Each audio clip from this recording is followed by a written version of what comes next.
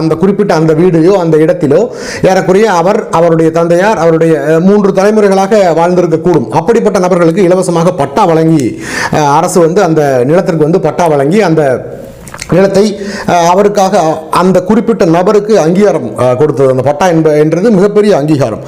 அதை கொடுத்து வந்தது. அதை இவர்கள் தடை செய்தார்கள். வந்தவுடன் அந்த பட்டா கொடுப்பதை நிறுத்தினார்கள். இன்றைக்கும் பட்டா எங்கும் வழங்கப்படுவது இல்லை. இந்த பட்டா வழங்கப்படாமல் இருப்பதில் எத்தனை சிக்கல்கள் இருக்கிறது என்றால், இப்போ என்னையும் உங்களையும் போன்ற சாமானியர், இப்போ நானும் நீங்களும் போல இந்த வீடியோவை பார்த்து கொண்டிருக்கிற நம்மளை போன்ற சாமானியர்கள் ஒரு வீடு கட்டுகிறோம். நம்மை போன்ற ஒரு ஏழ்மை நிலையில் இருக்கிற ஒரு நபர்களுக்கு வீடு கட்டுவது என்பது நாள் முழுவதும் இருக்கிற ஒரு கனவு, மன்னிக்கணும், ஒரு கனவு.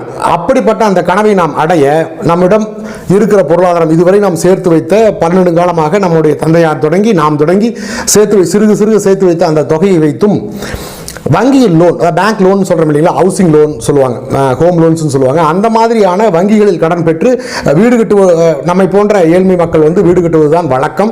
அதுதான் நடைமுறையில் இருந்து கொண்டிருக்கிறது. இப்பொழுது இந்த பட்டா என்ற ஒன்றை நிறுத்திய பிறகு நம்முடைய இந்த அடித்தட்டு மக்களுடைய அந்த வீடு கட்டுகிற கனவு முழுவதுமாக தகர்ந்திருக்கிறது என்பதுதான் சொல்ல வேண்டும். ஏனென்றால் இந்த பட்டா போன்ற விடயங்கள் இல்லை என்றால் பேங்க் நம்மளுக்கு லோன் கொடுக்க போவதில்லை, நம்மளுக்கு லோன் கிடைக்காது.